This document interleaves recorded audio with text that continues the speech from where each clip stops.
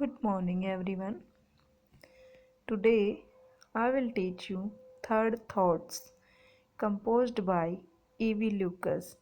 In our previous video, which I have shared yesterday, we talked about the main theme and literal comprehension of this essay.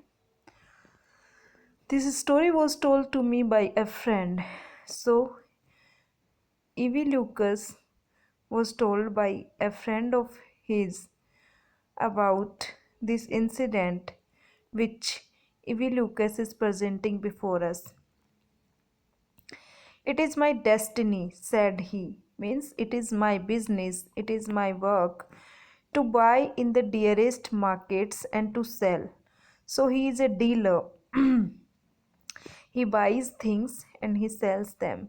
If I succeed in selling at all in the cheapest, usually indeed, having tired of a picture or decorative article, I have positively to give it away, almost to make its acceptance by another a personal favor to me. So he buys things and sells them. But the other day was marked by an exception to this rule so striking that I have been wondering if perhaps the luck has not changed and I am, after all, destined to be the most enviable thing, a successful dealer.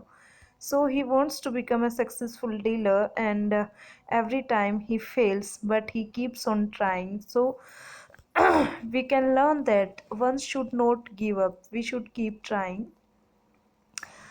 What happened? It happened thus: in drifting about the old curiosity shops of a cathedral city, I came upon a portfolio of watercolor drawings, among which was one that to my eye would have been a possible Turner, even if an earlier owner had not shared that opinion or hope, and set the magic name with all its initials, so often placed in the wrong order, beneath it. What happens in a curiosity shop? Curiosity shop means a shop of antique things.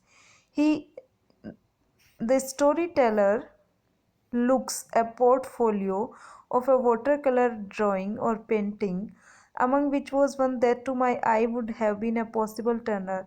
So he thinks that this painting can be made by Turner, a famous painter of London, even if an earlier owner had not shared that opinion or hope and said the magic name with all its initial, because there was the name was written only in initials, so one cannot be sure that it is of Turner's only, so often placed in the wrong order beneath it. But his eyes caught the truth, and somehow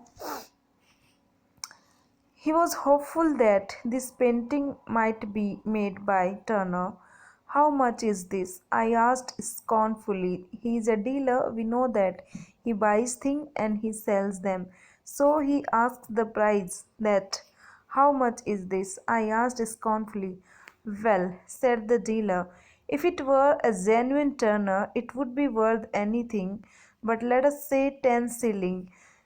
The shopkeeper himself doesn't know the real truth behind the painting. He was not sure that it is made by Turner. So he guesses, or he says that if it would have been painted by Turner, then the prices could be high. But now I'm not sure that whether it is made or painted by Turner or someone else. But let us say 10 shilling. You can give me 10 shilling. I am offering this to you just in 10 shillings. You can have it for that, but I don't mind if you don't, because I'm going to London next week and so take it with me to get an opinion. You can buy it if you don't want to buy. So the buyer says that don't mind, give it to me, and I am going to London next week and I will make it confirm whether it is painted by Turner or by someone else. I pondered. Mind you, I don't guarantee it, he added. He adds that uh, I don't guarantee it whether it is by Turner or not. I gave him 10 shillings. By what incredible means I found a purchaser for the drawing at £50. There is no need to tell, for the point of this narrative resides not in the bargaining with collectors but in bargaining with my own soul. So here comes the turn in this story. The buyer takes the painting to London and he he gets success in selling it at a higher price. One can say he sells it of £50, and he says that it is not, the story is not about the bargaining, it's not about in how many rupees I purchased it and how, with how much profit I sold it. This is not about that. The story is about the bargaining which the author did with his own soul. The astonishing fact remains that I achieved a profit of £49 10 and was duly elated. I then began to think. So the story runs in you can say stream of consciousness technique. What happens in a stream of consciousness technique? There the writer describes the chain of thoughts, the chain of thought which runs in the mind of the narrator. We imagine things and our imagination runs wild. So it describes the imagination, the thinking process, how thought keeps changing. So this is all about that.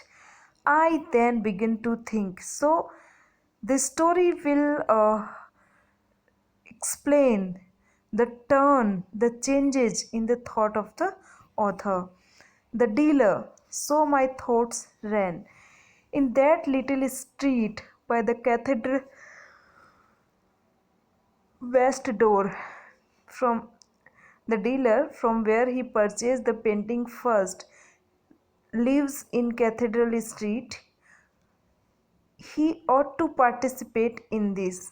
Out of pity, he thinks that he was not sure, that's why he sold it in at a cheaper price, and he he doesn't know the profit which I have get by this painting. So out of pity, he thinks that he should also participate in this profit. He behaved very well to me and I ought to behave well to him. This is the thought of the author. This is the first thought. It would be only fair to give him half. I should give him half. I have earned £50. I should give him £25. Thereupon I sat down and wrote a little note saying that the potential Turner drawing, which no doubt he recollected, had turned out to be authentic, and I had great pleasure in enclosing him half of the proceeds, as I considered that the only just and decent course. He writes a note, a letter to the dealer from where he bought the painting, the shopkeeper which lives in Cathedral Street. He writes that the painting which I have bought from you, and you were not sure whether it was painted by Turner or not, but it it's a painting by Turner, and that's why I have the painting turned out to be authentic. It is really by Turner, and I had great pleasure in enclosing him half of the proceeds, and I had earned £50, a great benefit by this painting, and this is just because of you. If you would not have sold this to me, how would I have get this profit? So I would like to share half of my profit with you, as I considered that the only just and decent court, just out of courtesy, nothing like that. Having no stamps and the hour being late, I did not post this and went to bed. What happens? He writes the letter late in the night, and there were no stamps to post it, and the hour being late, and he became late, so he did not post that letter and the money, and He went to bed and he sleeps. And what happens next we will see in our next video. Thanks for watching. We will be continue in our next